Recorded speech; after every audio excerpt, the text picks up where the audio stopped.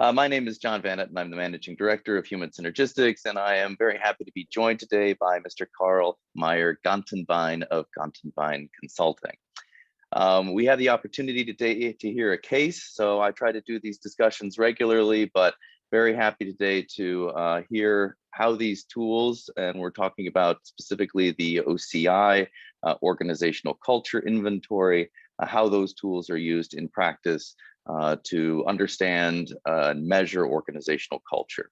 So again, joined today by Mr. Gantenbein of Gantenbein Consulting. He specializes in organizational culture, corporate development and communication, and I'm really looking forward to his insights, this case, and what we can all learn from it. So thank you so much, Karl, for joining us. Looking forward to the session. Thank you very much, John. So welcome everybody to this webinar about OCI Current and Ideal and the culture journey at Leela company. John, you already introduced me, so I want to say thank you for the opportunity to be part of this series of webinars. I do appreciate this very much. And I want to say thank you to you, Marie-Claire, for supporting us during this project in any way. This was very, very helpful. And then I want to say thank you to Gundolf Vogel, the CEO of Lila company, the owner of the company who's where we put this case. And as I know, Gundolf is just recovering from dental surgery, so probably he will not be able to talk, but I saw that he's in, and yeah, good morning, Gundolf. So let's start with this case. I will take about 25 minutes to just get you into the insights we gained out of it.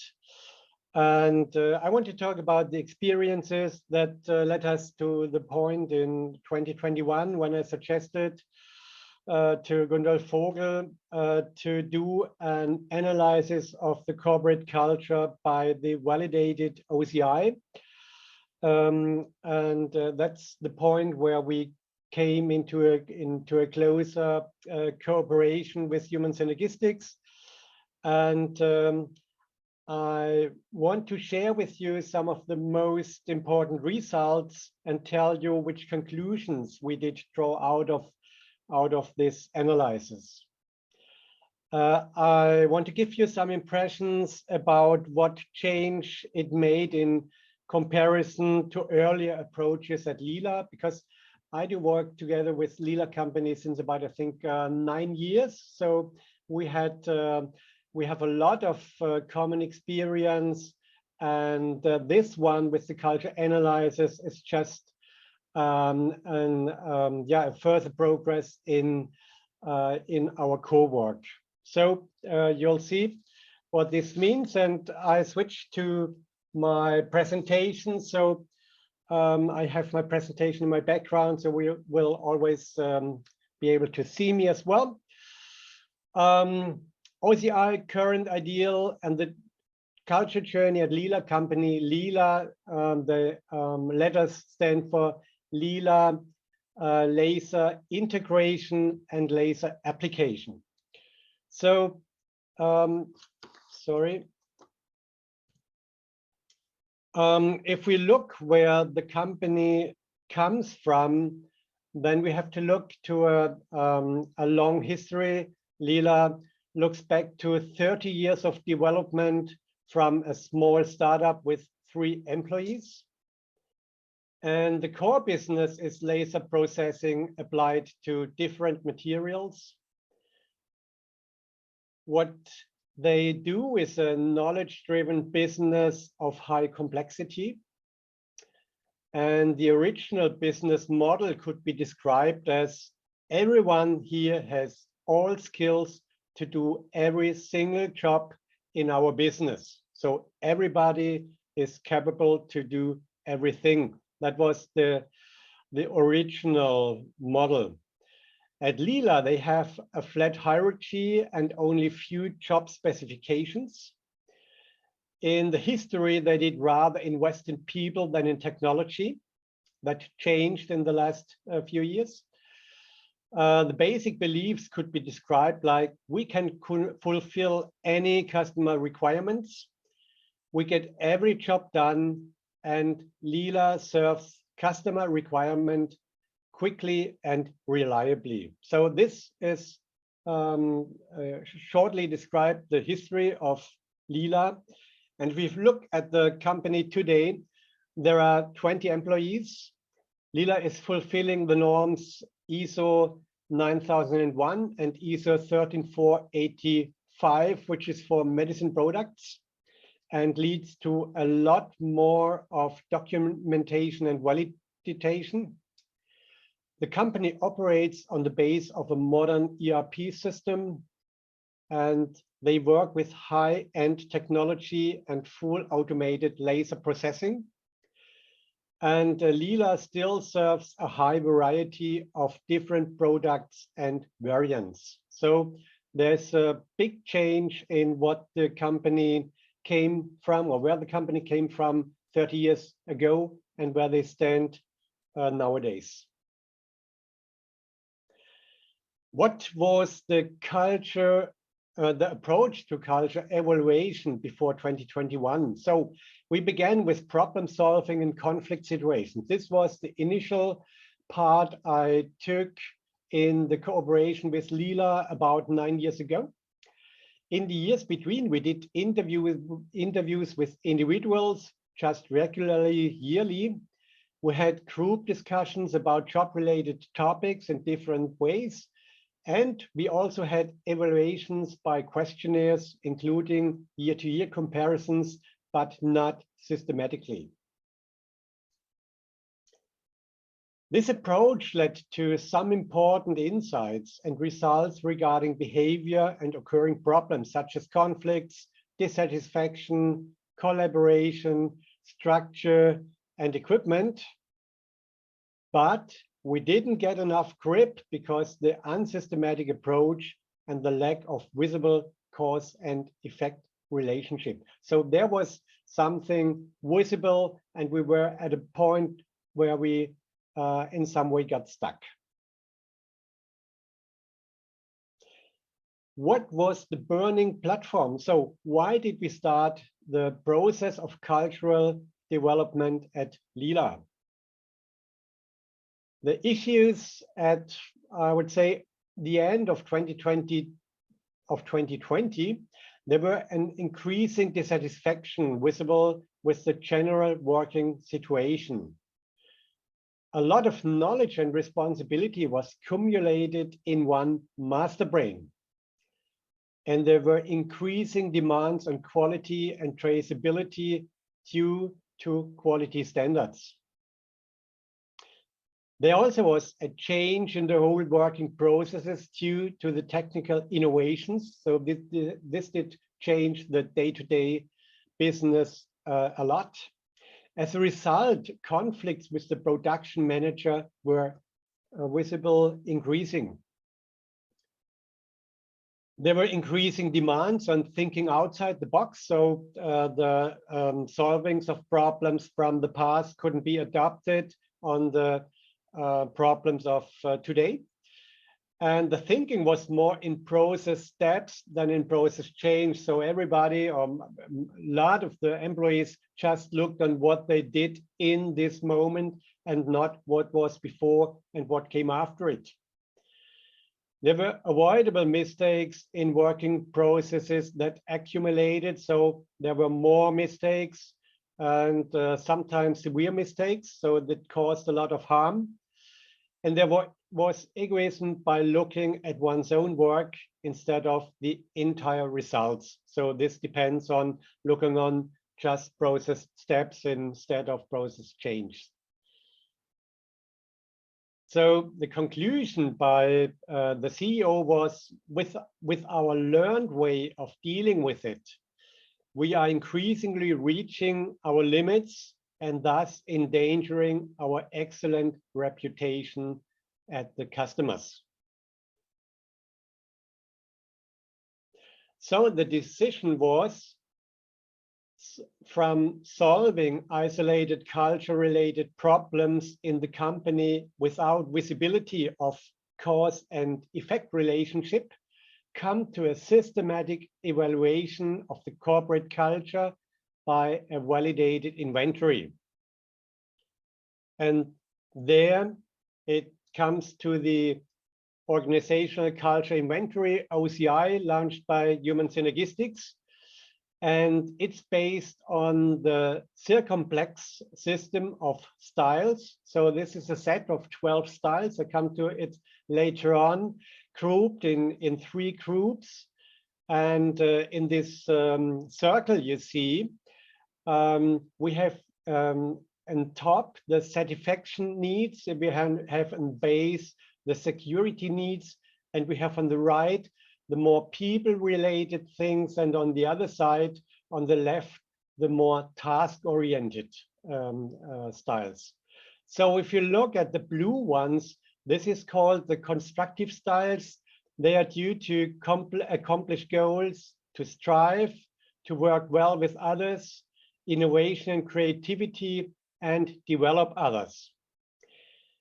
On the middle picture, you can see the passive defensive styles, so more security oriented, and on the people side, so just keep out of trouble, just do, avoid conflict, follow the rules, and don't ever rock the boat. So this is the short description of this set of styles.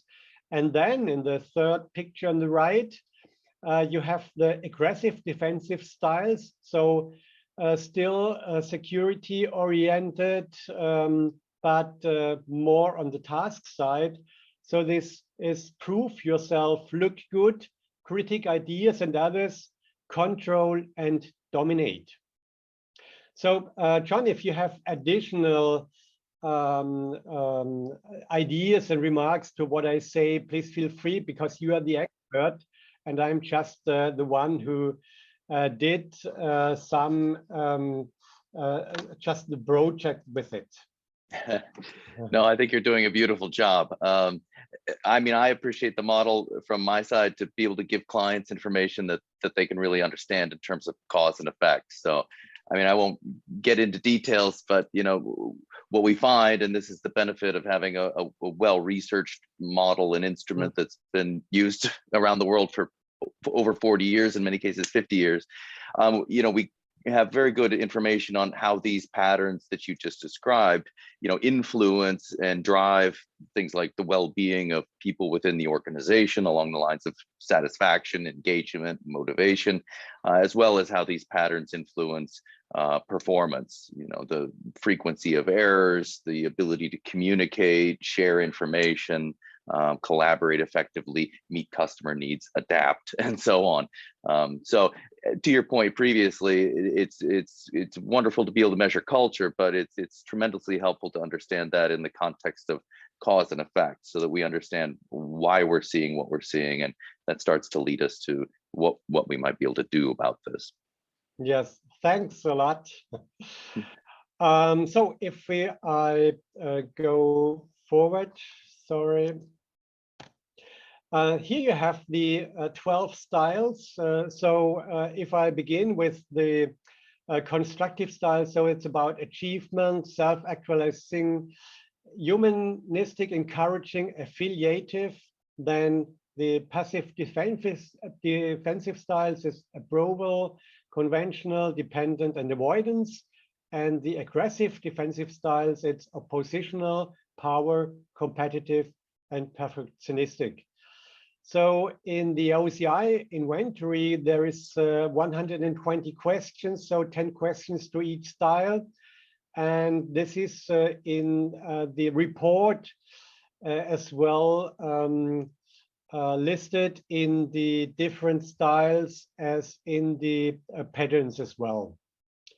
So if we now look at what we did at Leela company, we first have the insights in the current culture. So the culture as the employees and leaders feel in this moment when they did the inventory. So 16% out of these 20 ran through the question.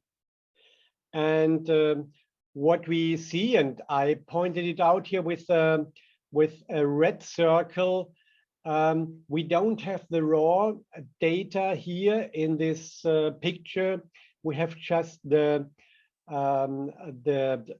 comparison to how did others perform. So there's a comparison of about 1,000 other companies. And this red circle here means 50% of the other companies were below this, and 50% of the other companies were above this measure here. And what is detectable here in this picture is the constructive styles are below this 50%. And nee, das war einfach nur das Zoom-Download, weil. Okay. So this is above average or above comparison. And what is to be seen here, the oppositional and the avoidance is far above the median, the 50%. So this was the things that we detected on first sight.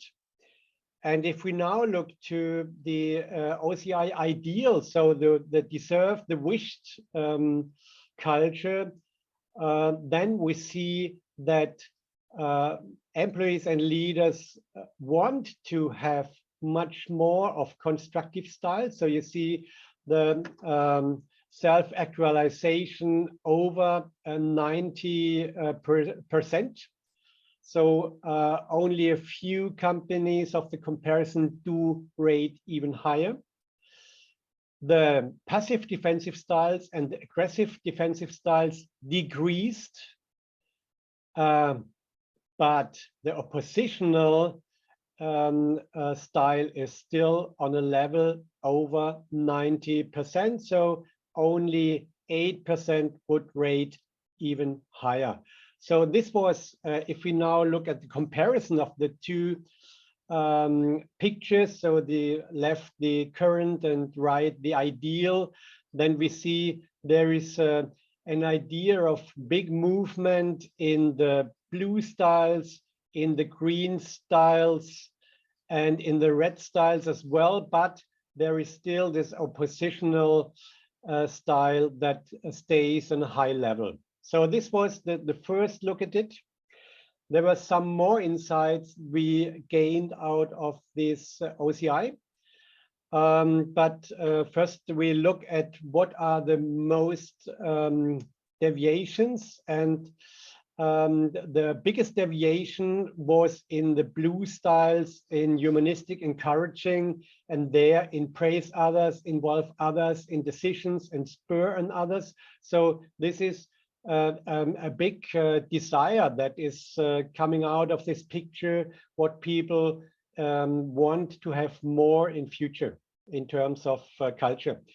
The second strongest deviation also was in the blue pattern, so in the constructive styles, self-actualizations, and here the largest deviations in pay attention to personal development, think independently, and sharing of ideas. And then I want to point out, so this desire is just visible that we found here in the constructive styles and increasing them. And then here is again pointed out this remaining high level of the oppositional style. And there the question was, what is the intention behind it? And if there is an intention that is meant well for the company, how could this be achieved in a different way? So this was a question that came out of this cultural inventory. There were some more insights, and in this diagram you see in the middle here in the center, the average of about 1,000 other companies. And you see employee satisfaction is also, they do fight with some cultural impacts and their work surroundings. There is still a high satisfaction. So this is the recommendation of the company to customers is very high. The satisfaction is far above average, and also the tendency to stay in the company is higher, much higher than in the average of the comparison. This the last one maybe is an effect caused by the COVID pandemic. So people tend to stay and not tend to change their employer. So if we come to service quality, then this still is above the average of the comparison. But, and this was concerning, the overall customer satisfaction is viewed by the employees as not that high. So this should be improved in the sense of Gundolf Vogel. We talked about that. And if we come to role clearness and role conflicts, then we see matching the organization. Do I fit here is still about the average. And if we come to different thinking, to role conflicts and to role clearness, then this is far below average. So there is a demand in role clarity and less role conflicts visible out as an outcome of the OCI.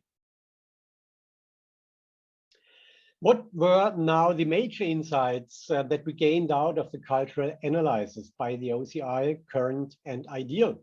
So there is a poor intensity in most of the constructive style, as I already mentioned, extremely high intensity in the defensive styles, oppositional avoidance. There are, as a result of this, high likelihood of conflict patterns like fight or flight instead of constructive problem solving. A high commitment of the employees with the company Leela. Also, they have a lot of complaints. And again, this is probably an effect of the COVID pandemic. What we gained as insights or learnings, a high estimated customer service and a desire to keep it on this level. And there's big role confusion and a lot of role conflicts. And this is seen as a major problem throughout the company. So this is in short, or in some words, what we gained out of it.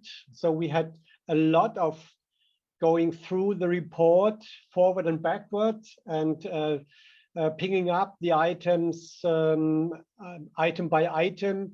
And this was some of the major insights we gained out of that.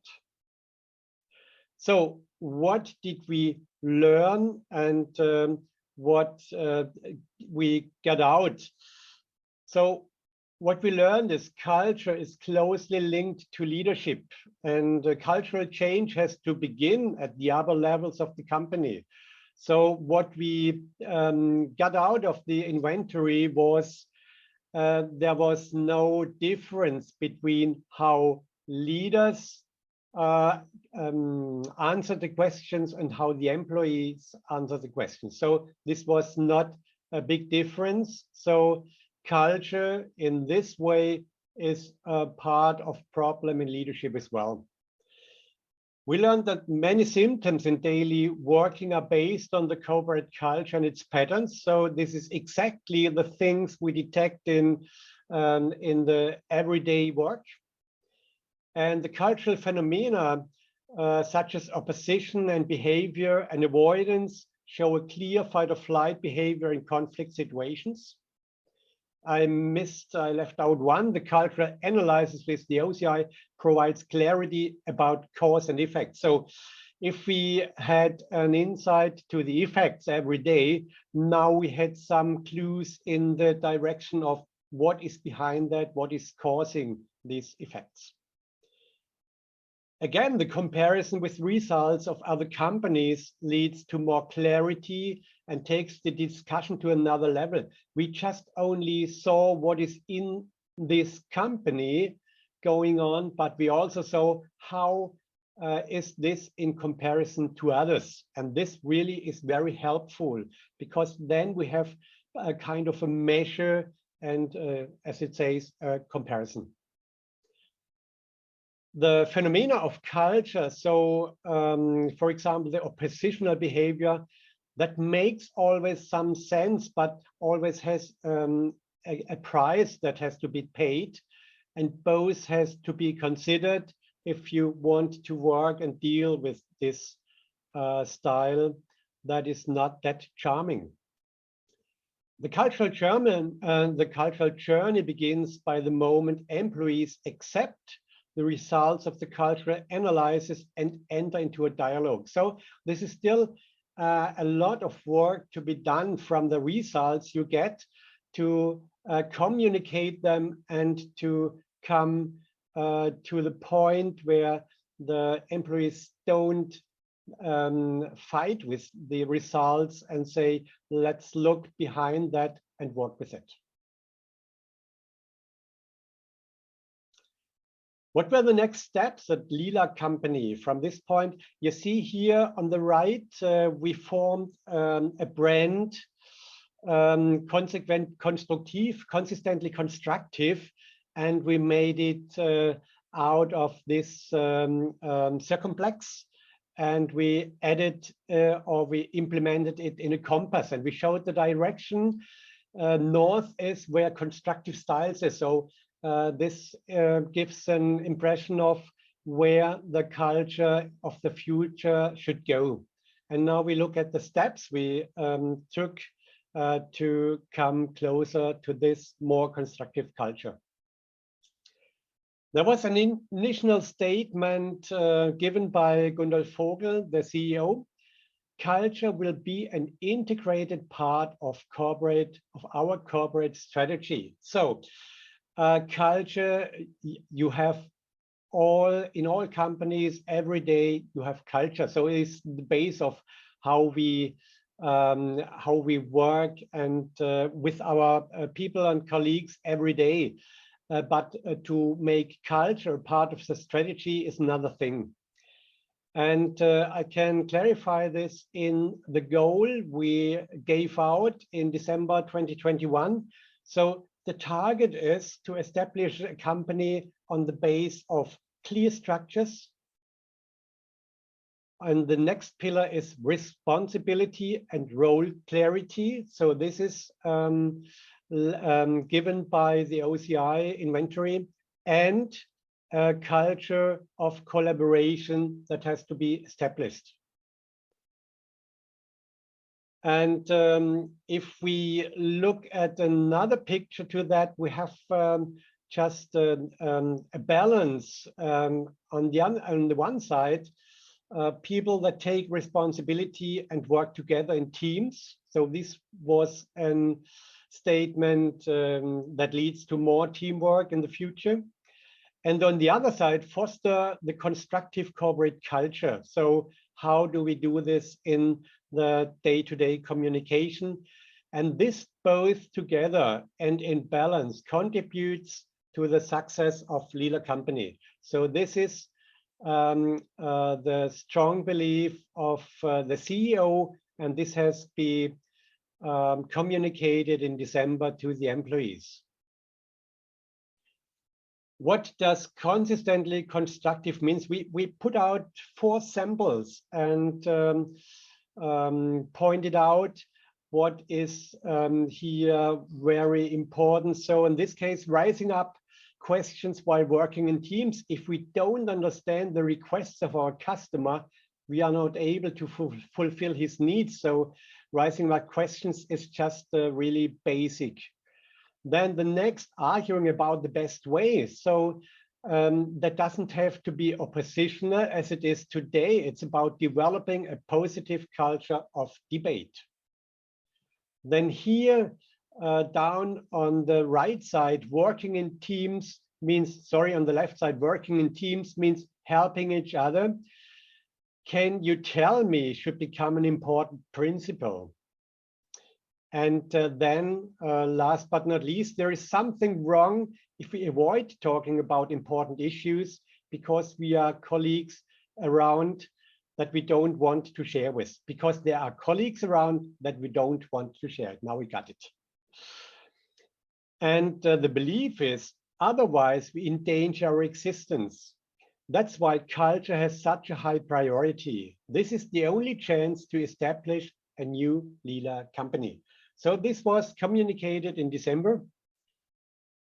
And I come back to a model launched by Human Synergistics, the How Culture Works model, to make more clear how this model works with the current culture and the ideal culture. So if we look here on the left side, we have the ideal culture now at the sample of Leela company, and there comes out the philosophy, mission, goals, and strategy broken down in structure, system, technology, skills, and qualities.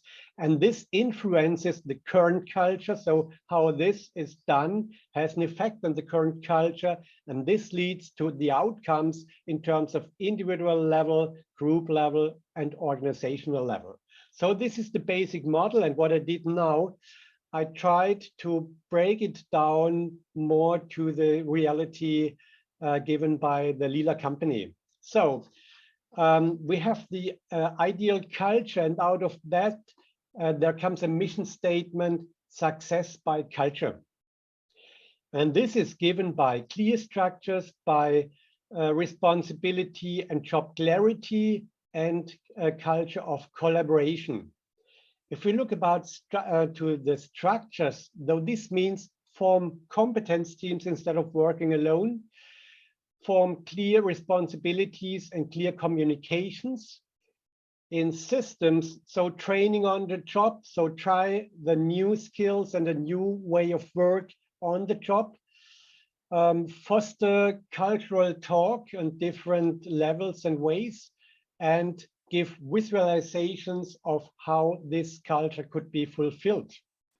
If we look in the technology, then we have overlapping teams. So the company is too small to have several different teams. So we have overlapping teams, and this will have to be established. And we have a daily planning team that's going to be into work in the next few months. On the level of skills and qualities, so this is more feedback skills, this is more about good conflict management, and this is questioning the things that are really basic in the company. So, and if this is in place, this should have an effect on the corporate culture, on the current culture in terms of strengthening the constructive styles and weakening or decreasing the defensive styles, both sides. So, and this could lead to encouraged responsibility on the individual level, act as teams on a group level, and overall improved performance on the level of the entire organization. So this is the how the culture works model. That's very helpful to have an overview how the idea of a future broken down in a mission statement, broken down in a strategy, leads to these structures, systems, technologies, and skills that infect or affect the current culture. One point more about the consistently constructive culture at Leela. So what does it mean? We pointed out 3 points. So this is consistently keeping an eye on the team instead of being just individual, consistently clarifying of questions, and consistently pointing out of important issues. So what we did in December, we assessed what rules will be applied at the end of 2022, when Leela will already have taken a good path towards a constructive culture. We asked that to the employees.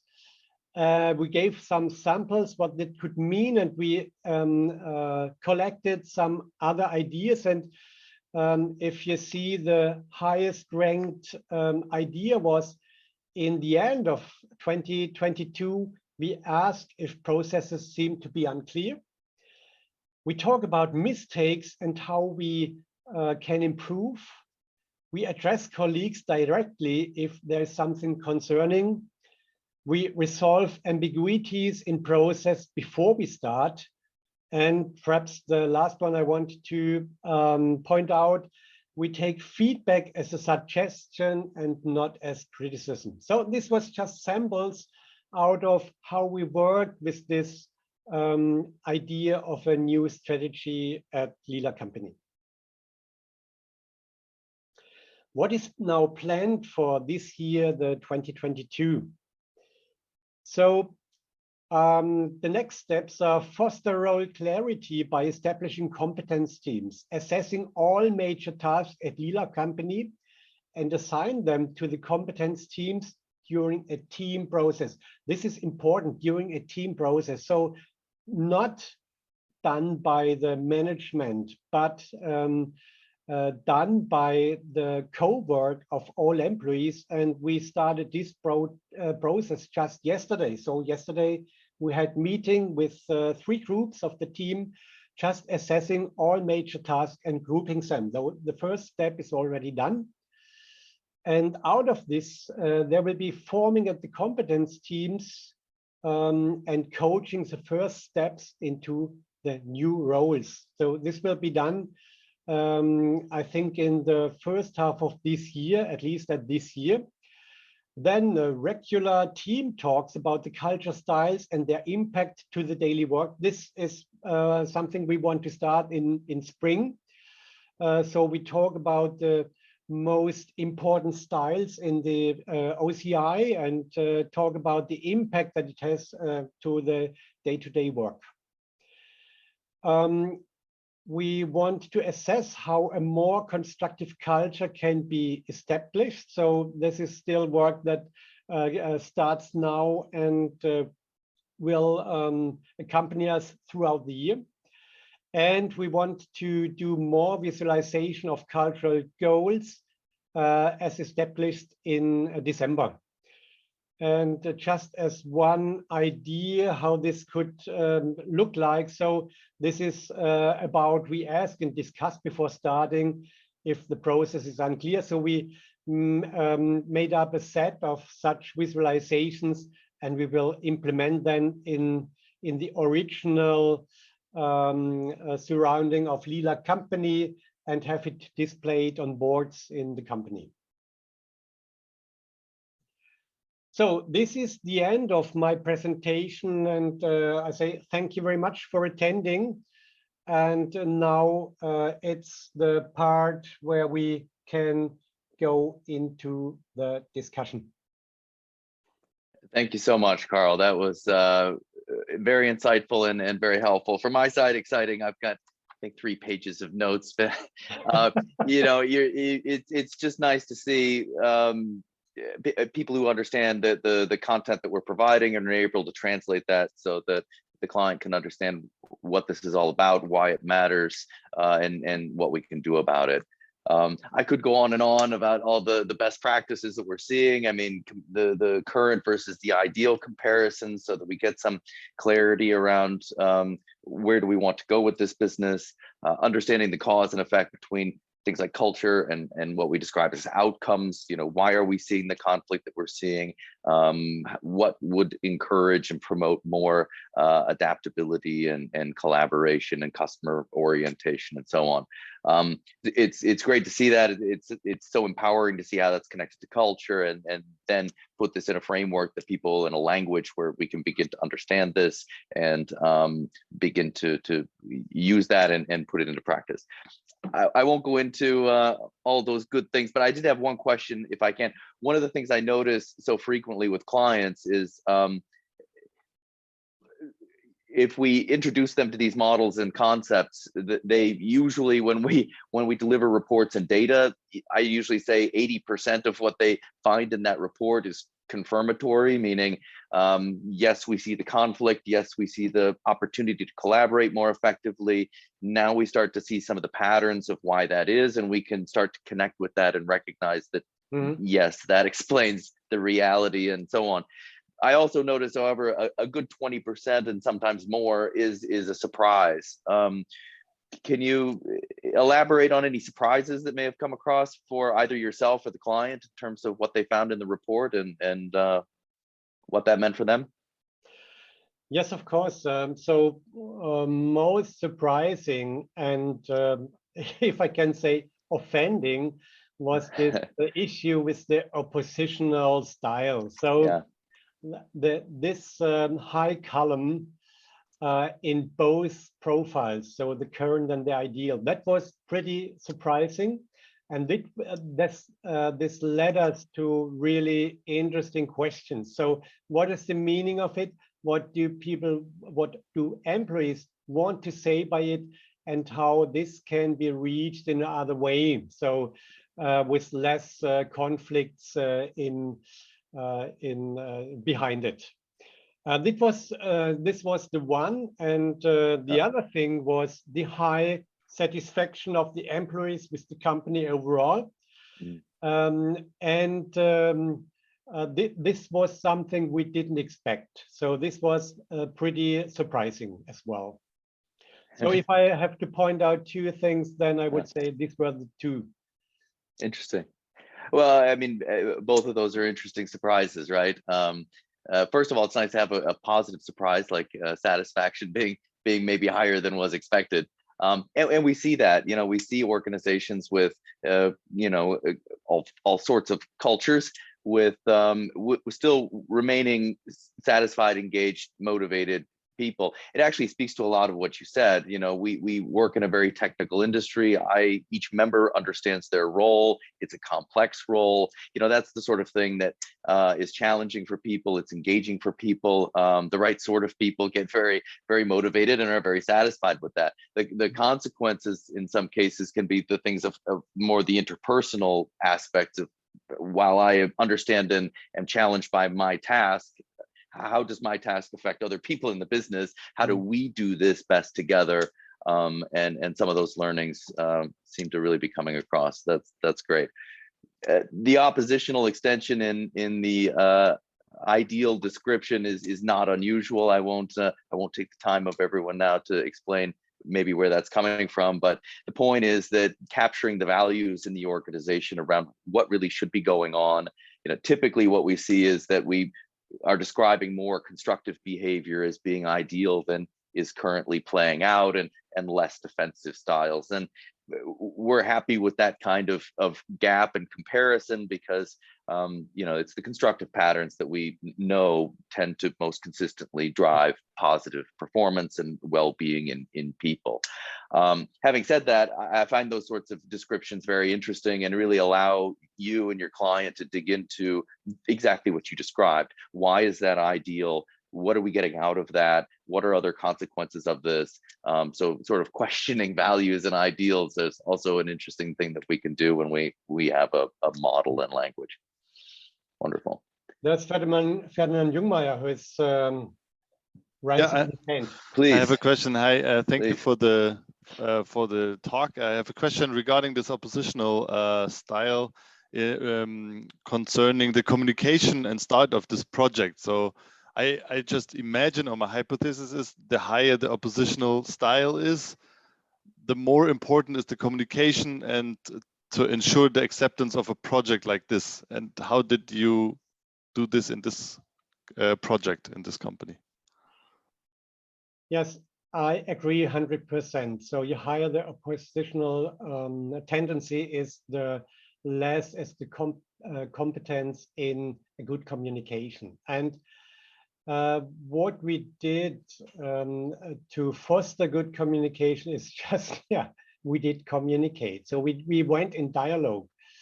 We started to talk about what do we gain out of it instead of we shouldn't do that. So if we don't fight with it, we just have the opportunity to get more behind it and see what it is about, what is the benefit of it, and what do we suffer from it. And so this is a process we just started. The first thing, what I can mention is if we had conferences with all employees, and we showed some slides, in the end of it, there was just absolutely no talk, no dialogue. And this dialogue started in small groups when the assembly ended or had ended. So the first thing we lightly detected was more of questioning and more of communication in the assembly and among the attendees. And this was the first sign of not refusing these results, but working with them. And so this is a way we just foster coming into group talks. Yesterday in the working groups, planning groups for the teams, there was some more activity, but it still is reduced to sometimes very limited communication, but it is increasing, and the employees take the responsibility for this process step by step. This is quite an answer to your question. Yeah, thank you. Also, additional question, maybe have you communicated or talked about the burning platform within these assemblies, or was this transparent? I'm asking because I'm from a company which is thinking about doing maybe a similar project. Mm-hmm. And since months and weeks, I'm thinking about the communication or the start for this project. Yeah. So yes, we did. We looked back to the past and looked to what did we come up with, and we said to the employees that we want to have more insights into the corporate culture, and we do this by such an inventory. So mm-hmm. I had team talks with small teams due to the COVID pandemic, where we were rising up questions like, why do we do that? Where will it lead us to? How it will be fulfilled? And what are probably and possibly insights of that? And I already showed the picture of the circumplex styles. Mm-hmm. So it was pretty well introduced and accompanied. Mm-hmm.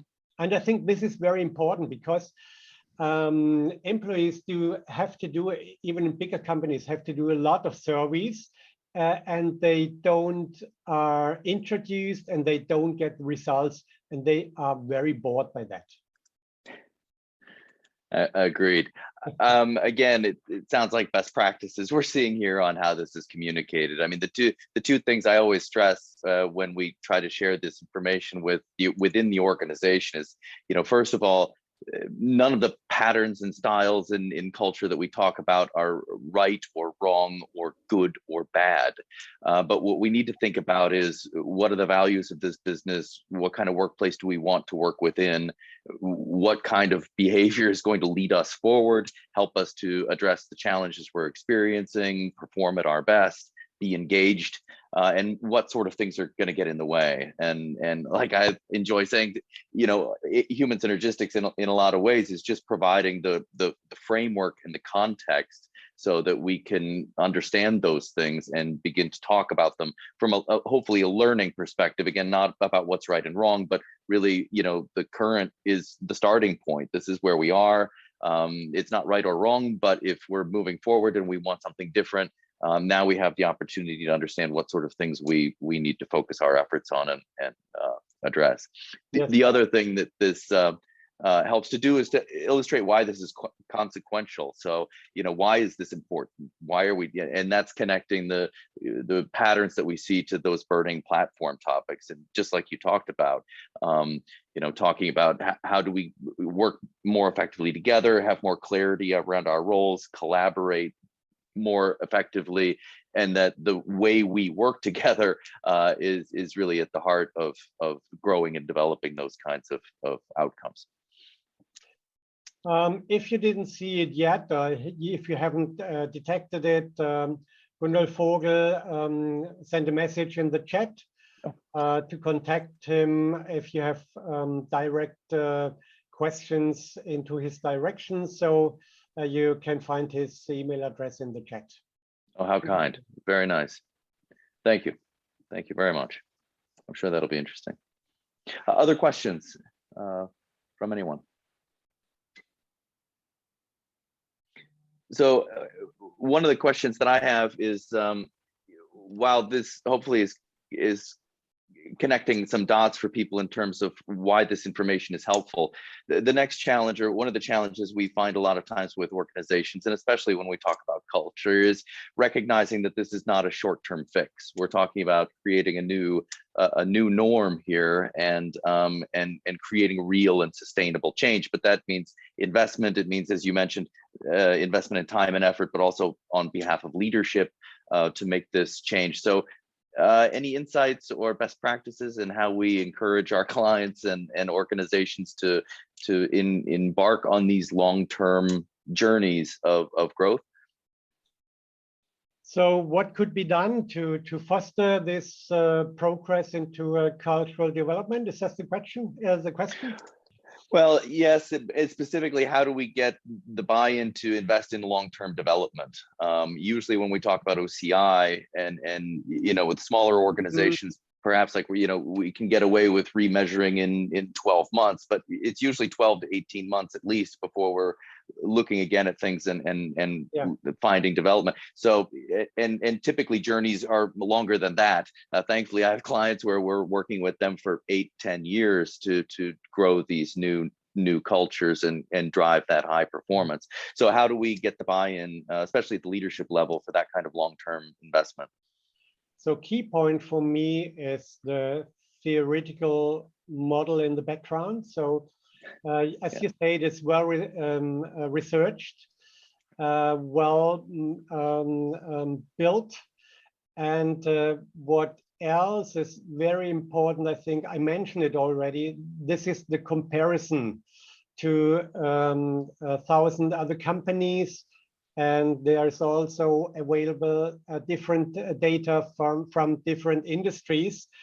And this is, I think, a key to have a kind of a benchmark and see how does this company is made up in terms of culture in comparison to others. And this is, I think, for me, very, very helpful. And in addition to that, the connection of what you see and where does it come from. So the climate and the culture. Huh? Yeah, that causal.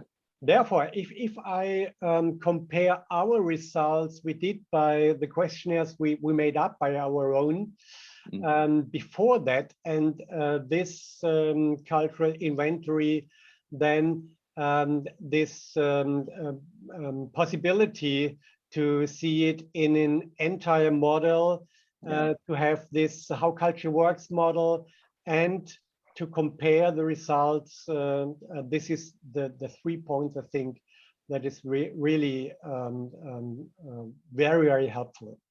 Yeah, good. I can see that point. And a lot of times when we look at culture development and what organizations do, without this kind of clarity, I suppose, that our models are intended to provide, It's not necessarily that they're doing anything wrong, but they're firstly investing their time and efforts in, parts of the business. We talk about things like climate and so on that may or may not actually be the factors that are leading to the culture and outcomes. So it's to some extent a bit of guesswork, but more than that, I think without that kind of well researched and validated model, then I notice organizations have trouble sticking with any one initiative, right?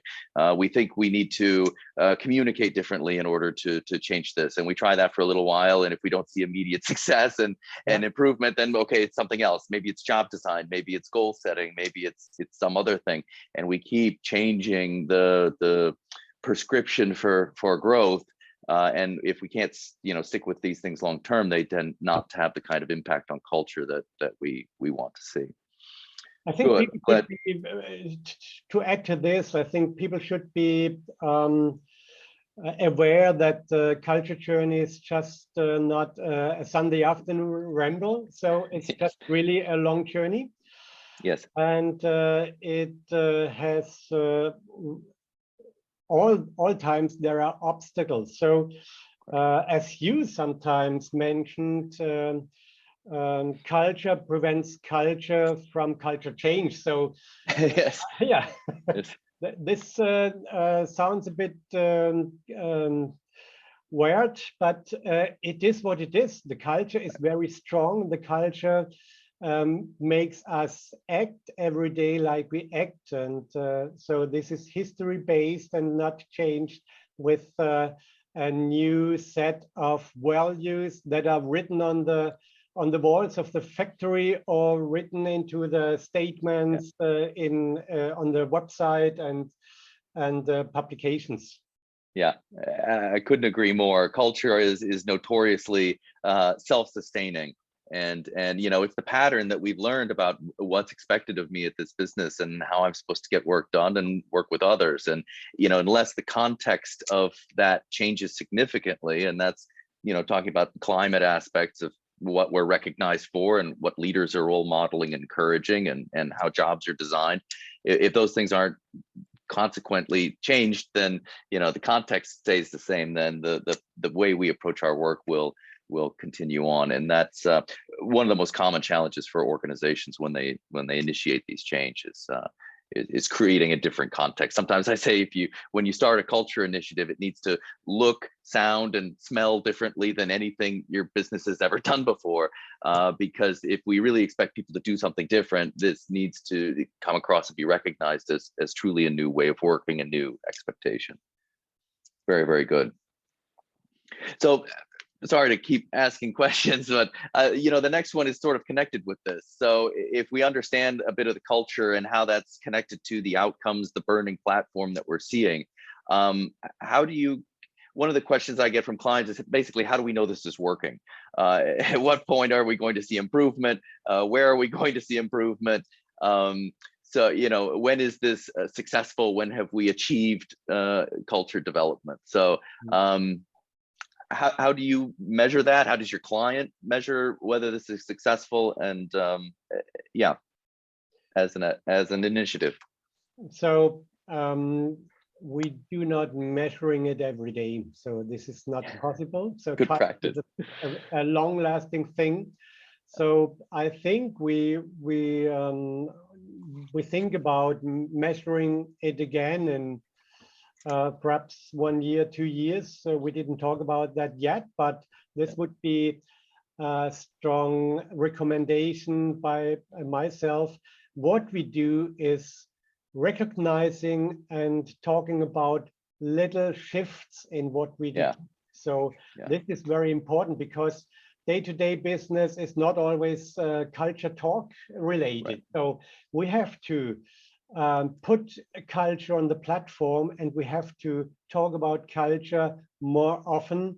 Mm-hmm. And this is what we can do. And so I think assessing things that should be fulfilled by the end of a time period is very helpful, because this is kind of a future pace. So you throw out a line into the end of the year, and then you pull towards it. And you will often detect that you will have reached much more of it in the end of this time than you had thought about.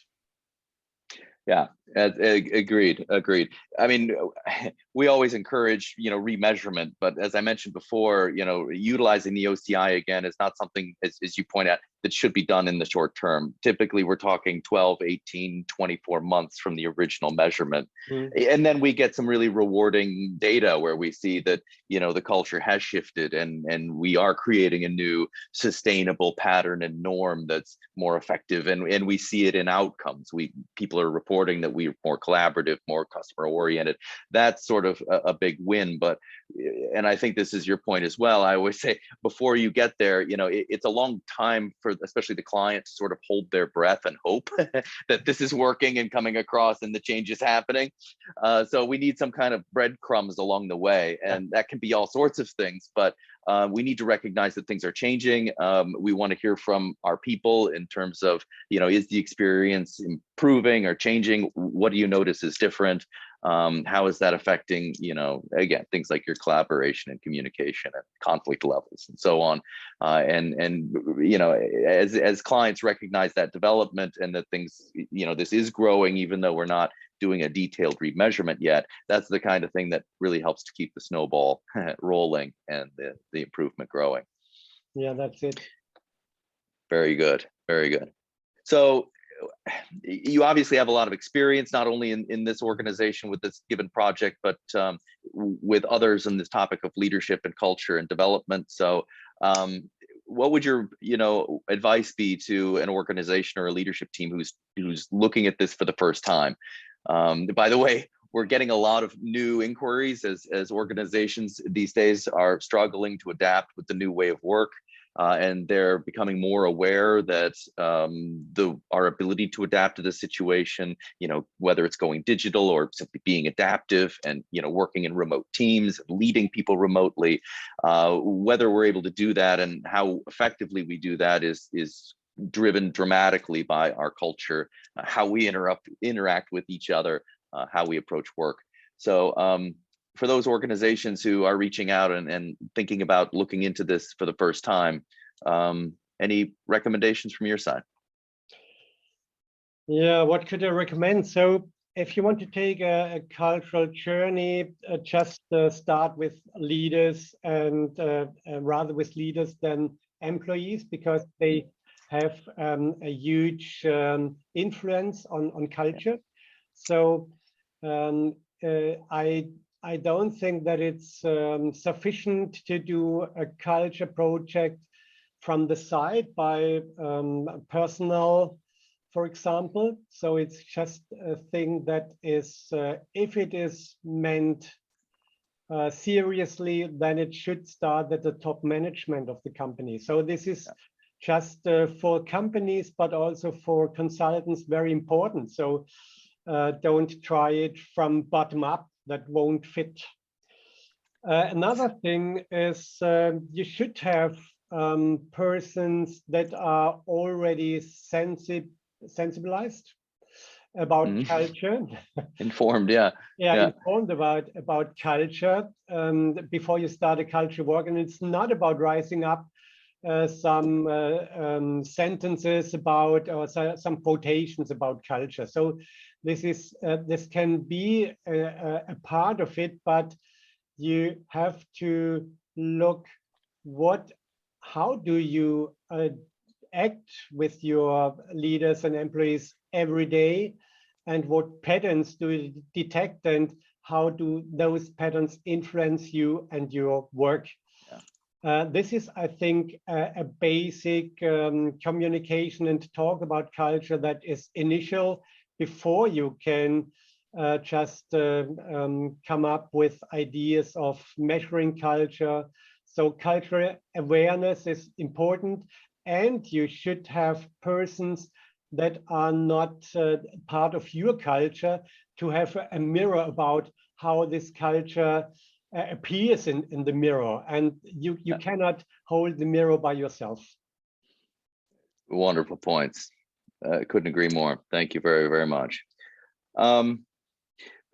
I mentioned the fact that these days we're getting a lot of inquiries in terms of not only obviously regarding culture and leadership, but sort of the current state of affairs, if you will, for the last few years, given new ways of work and remote work and all of the changes that the pandemic has led to in businesses and leadership and teams and performance and so on. So in your eyes, with regard to this project, perhaps, has that had an impact on what we're seeing in the culture currently? Is that having an impact on how you're attempting to, and the organization is attempting to shift the culture? So sorry, basically, how has COVID and that whole the challenges of that adaptation impacted this project? I just can answer it from the side. Gundolf would be able to say it from from out of the middle. But I'll just try it. Yes, there was some impacts and influences just working in shifts instead of working the whole company at the same time. And this led to increasing conflicts in some of the groups because the employees had to work with colleagues they didn't like that much. And therefore, this was offending the company in that time. With our cultural work, we had to slow down, so we couldn't have team talks in the entire team unless, even if the company isn't that big. So you can normally bring together all the people in one room, which is rare in other companies. But in that time we couldn't, and sometimes we even couldn't bring people together at all, which I think is crucial for talking about culture. So there were some impacts by this. I can't figure out any others right now. So I think there are some more, but these the things I have on first sight. Thank you so much. Very, very helpful. Last question. I appreciate your time. One of my favorites to ask toward the end. You know, if you could do this all over again, looking back, anything you would do differently in terms of this project and the initiative? Oh, right. So that's a trick.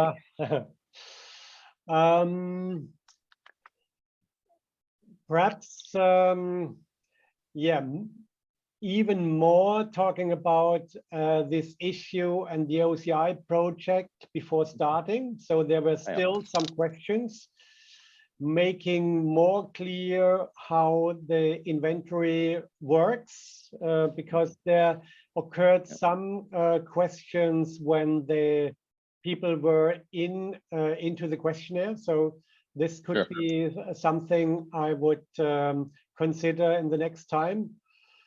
Besides that, yeah, starting with a theoretically based inventory earlier. This I think we could have saved some time. Also, also we had some good insights before that.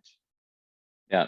Good points. Yeah, well, one of the challenges with culture and part of, I think, why organizations and leaders are a little reluctant to get into it is, you know, they recognize that it's going to take some time for this to change and to see benefits. One of the points I like to make is that, you know, while that's true, it doesn't necessarily take a long time. You know, when we really think about, for example, how long it took us to get to the point of talking about culture and getting a good measurement, you know, a lot of times that could have been a little quicker in the front end. And the other one is speaks to your point. You know, if you want the culture to change quickly, this needs to come across as a real and legitimate shift, and that needs to come from senior leadership, and that's the level where you know, people are going to take seriously the fact that we're expected to do something different. And not only that, but we see leaders taking part, contributing to it, role modeling the kind of behavior we want to move towards. Those are the things that really enable the organization to understand and create awareness, and most importantly, really take action and move toward those goals. Yeah. Very good, sir. Any other input or anything else that you'd like to add, or from anyone else? Not at the moment. So I'm just a little bit through. So Yeah, I yeah. can understand that. Beautifully done. Thank you so much. I really appreciate it. Let me